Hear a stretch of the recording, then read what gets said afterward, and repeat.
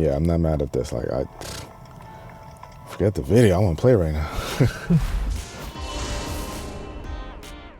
What's going on, guys? It's your average consumer, and you've probably seen a ton of different PlayStation Portal videos. A lot of folks' first impressions, getting an idea of how it works, all that stuff. But your boy has had it for a couple weeks now, and I'm pretty familiar with this little guy, and I think I know exactly who it's for. So let's talk about it. But for the folks who might have been living under a rock, you don't know exactly what we're talking about here. This is the new PlayStation Portal.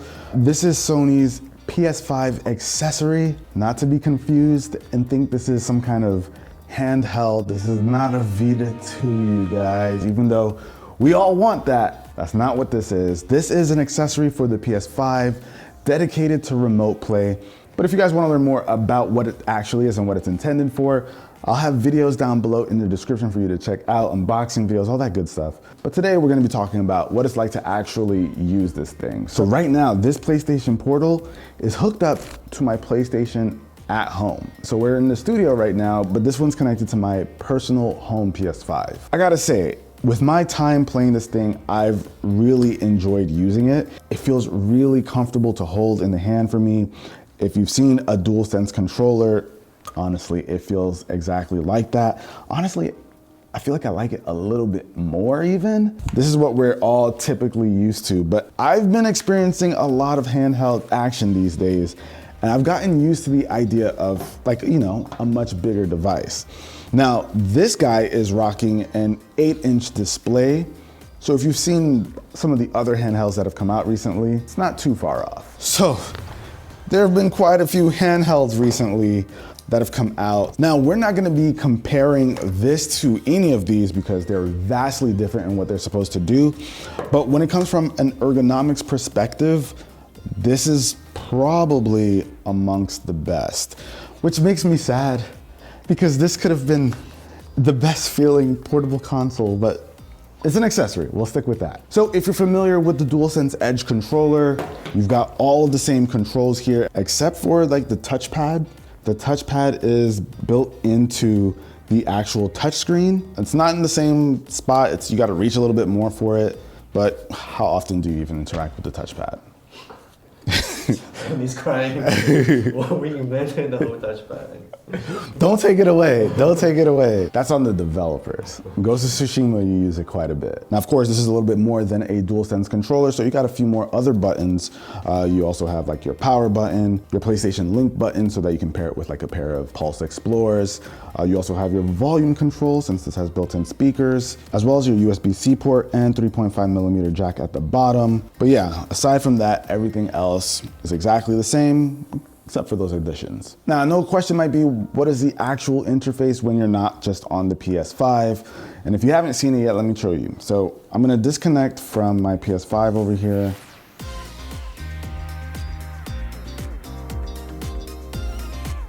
And this is pretty much it. There's really not much to it. All you can really do here is connect to your PS5. Now, you do have access to some settings. So if you have multiple PS5s, you can actually tap here and select the PS5 you want to connect to. So I can select from a list which one I want to connect to, which is actually kind of cool. Did you go through that many pairing process? No, so I've only paired this one with, actually I didn't pair it at all. All you have to really do is make sure you have the settings on in your PS5 to make sure you allow access to remote play. And then with this, once you sign in, you pretty much get access to your list of PS5s. So the PS5 and this doesn't need to be Wi-Fi? No, because I actually set this up at home, but the PS5 here in the studio still shows up on the list. So it's all tied to your account. Setup process is really simple. It's really easy. You just pull out the app and you get it set up. Really quick to get it started. So you can select the PS5 that you want. Once you pick it, it'll say paired, but like you're not like pairing it like through Bluetooth or anything. It just knows that's the PS5 you're gonna connect to. And you also have like your Wi-Fi indicator over here, battery life, time. You can press the settings button over here. Now you won't always have that setting button when you're playing games. So another way to get into it is swiping in that right corner. And there's not much here. You can control your brightness, put in airplane mode, access to a couple of settings, network, some system stuff, brightness. Now you're not gonna find Bluetooth on here because like a DualSense controller, there's no Bluetooth, so there's none of that. But yeah, this is the interface. And once you wanna log into your PS5, you selected it, you just press connect. So right now it's going to try and connect to my PS5 at home. I've noticed that it's pretty random in terms of like how long it takes. Sometimes it's like super quick.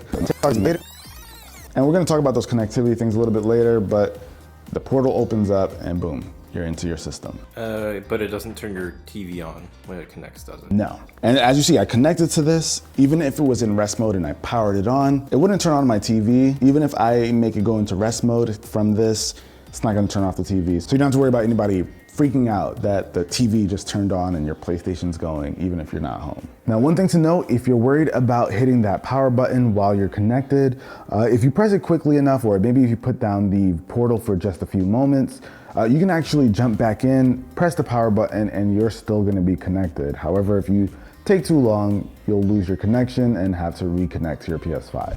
All right, now let's get to it, right? What's it like to actually play games on this? I gotta say, you guys, I spent a lot of time playing Final Fantasy 16, and the experience has been very dependent on the Wi-Fi situation. And when the connection is solid, like look at this, right now, this is beautiful, baby, this looks great. So when you've got a solid connection, listen, it's like you are playing your PlayStation 5 right on this. It looks good, it feels good, you get all of the haptics from the DualSense. It's a really awesome experience, and honestly, it's everything I would want from a device like this. But it is all dependent on the kind of internet connection you've got your PS5 connected with. Now you'll notice I said the PS5 and not the portal, right? So the PlayStation has to have a solid upload connection. And I believe Sony said the minimum requirements are like 5 megabits up, but I think the range is like 5 to 15. 15 on the higher end so that you're getting like smooth, high quality the entire time. But obviously, you know, not everyone has a solid upload speed. Us over here, we've got a maximum of 40 megabits up, and you're not always gonna get that 40. Dom, what are we always hovering around for the PS5? About 12 to 15 at the best. Wired. So our personal internet situation is pretty trash. And at home for me, it's the same. Sadly, I don't have access to the strongest upload speeds at home or even here.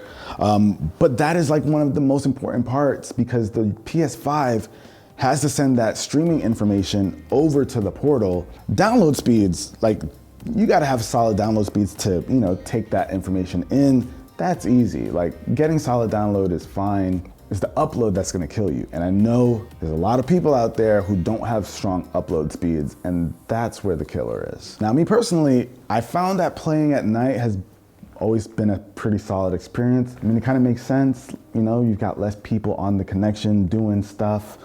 So that always leads to a pretty solid experience for me. But what I wanna highlight here is I'm not home. I'm not at home. I am in my studio, and I'm still able to play Final Fantasy 16 because this is running off of a disc, so I don't have access to it anywhere else, but I'm able to play it here, and I love that. Like, access, that's what's really key here. So if there are any questions about, like, you know, what if you're playing somewhere and you've got a solid internet connection, like, I don't know, like a hotel or something, or a friend's house, you can do it. Now, some of you might be wondering, okay, Wi-Fi is fine, but what if we want to connect our phones? What if I want to go on a road trip and play my PS5 at home? Can I just use my hotspot and play? The answer is yes. Let me show you. Now we're outside in some random parking lot. You're gonna wanna know, how does remote play work? All right, so I'm on T-Mobile, and actually let's do a quick speed test, right? Dang, T-Mobile going hard. That's not even like full bar. Yeah, that's 3 bars. Dang, phone doing better than the studio. So clearly we should be all set when it comes to connecting this to the internet. So let's go ahead, get it on the hotspot, and it should, it's already connected because I've done this before. So we're connected to the phone. Let's go ahead and try to connect to our PS5. Now, this is still the PS5 at my place. All right, once you hear that chime, that means you're connected and you're ready to play. Press your X. Boom. Oh man, this looks really clean. So we've got a really solid connection, I guess. Maybe nobody's doing anything crazy at home. And guys, when it works, man, it looks really good. Like I said, it's like playing the PS5 in your hands. 1080p bother you at all? 1080p doesn't bother me at all. When you're looking at a screen this small, there's honestly little room to complain. All right, so we got a fight real quick. Let's do this. All right, so this can be a pretty fast-paced game. And that's my only gripe. I don't know if you guys can hear it, but sometimes when you're playing, even with a solid connection like this, the audio might, cut out here and there. That speakers The speakers are decent. The speakers are decent for sure. Like you can hear that just fine. I'm not that mad at it. Maybe it could be louder. The only thing is that they're firing upward. So when you go like this, you'll hear it more.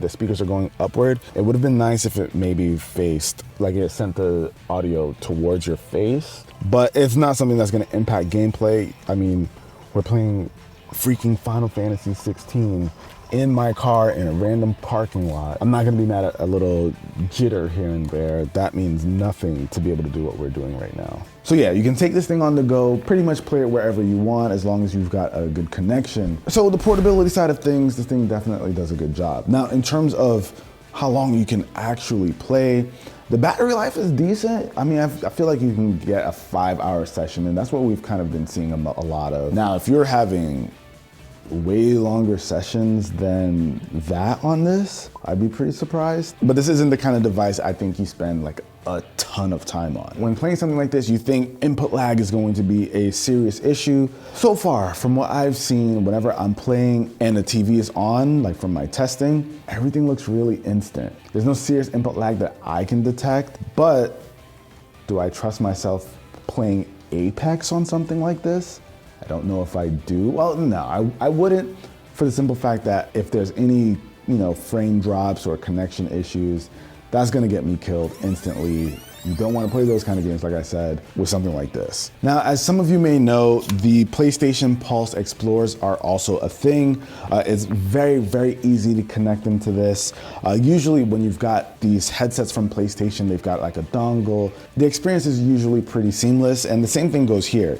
With this new PlayStation Link button, all you do is press this, press the link button up top here. You pair them up pretty quickly and easily, and honestly, it sounds pretty good. Now, I'm probably gonna cover this in a separate video so you guys can see if it's worth the 200 bucks at this cost. And while we're on the topic of accessories, this is a big boy, right? And I wish there was like a case for it. I mean, I know cases are gonna be coming on Amazon in like 3, 2, 1, probably before you see this video. But as of right now, there aren't many options. I think that's the only thing I'm struggling with this. I don't wanna just throw it inside of my backpack because I don't want the screen to get scratched up. I've got this thing, we opened this in a massive tech unboxing not too long ago, but it's made for these gaming handhelds. So if you are desperate, this works, I'll link it down below. Now, obviously, when it comes to gaming, you can do all of that. But on the media side of things, you're not gonna have access to any of those. So this is the message that pops up. You just can't stream like videos with remote play. What about PS Plus streaming? I haven't tried that. Let's give that a look. Okay, cloud streaming, PS5. Dope, no streaming for that as well. Never tried it? I'm glad you asked. No streaming on top of streaming. Only do one level of it, no meta stuff here. So now that you know all that you know and all that I've told you, who do I think this is actually for, right? Now, for me personally, this is a must-have. Like, I'm so happy this exists. Do I wish it was a Vita too? Absolutely, don't get me wrong. But I'm happy to have something like this nonetheless. So this is like that nice bridge between not having the time to dedicate to like a full gaming session on the TV. I can play this in bed now. And that's usually when I get most of my gaming in these days. That's why I gravitate towards all these handhelds. Like, I like to play before I go to bed, get a hour or two in. I don't have to bother Ari by being in another room or maybe having the TV on really bright while she's trying to get some sleep. I don't have to worry about the kids watching me play something like, I don't know, potentially violent or whatever. I can just play in the comfort of my bed, and it's been awesome. Now, this also isn't going to be a device for everyone. Not everyone needs to be able to play their PS5 on a different device. Like, not everyone is sharing the TV. Dom doesn't need this device. No. Dom's got no kids. Dom's got access to his TV all the time. So he doesn't need a device like this because he can just play his PS5. I saw in the comment section that I wasn't alone. There were a bunch of dads who were very excited that this thing existed. Now, there's a cheaper option. Maybe you don't want a dedicated device for remote play.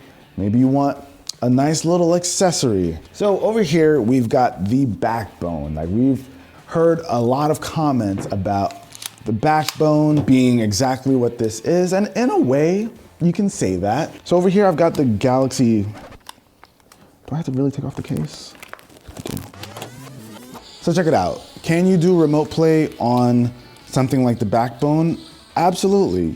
You can definitely do it, but it's not the same experience. This is not just the same thing, but cheaper. While it's nice, it's half the price of this. Your phone's display is the display that you get to play these games. If you don't have like a large display, that means an even smaller screen for your game. Also, the controls pale in comparison to what the DualSense feels like. This is not gonna give you the feeling that you get from like a DualSense controller. I guess the mindset is different. Like when you deal with the phone, you gotta do the process to take off the phone cases and everything. Exactly that, right. Like you gotta, like you said, drop your case, plug it in, you're doing all that. Where this, you know, you just pick it up and boom, you're playing. I'm not trashing the backbone. It's cool to be able to do this from your phone. I'm just saying right now, the experience is very different. It's simply better on this. So, is this thing worth the 200 bucks? Now, does everyone need to run out and spend $200 on this? No. We already talked about who could really benefit from it. Is it worth the $200 if you're one of those people? Absolutely. Now, Sony did send this one to me, but I bought my own. I wanted it because it fit my needs. But yeah, that about wraps it up, guys. I like it. I also want a Vita 2, but you guys let me know what you think down below in the comments. I know a lot of people got their hands on it. Let me know what your experience has been like. There's definitely limitations based on your own internet connection, but so far I think it's good. Till next video, guys, your average consumer. Peace. Pulse Explorers. We're gonna be talking about that soon too.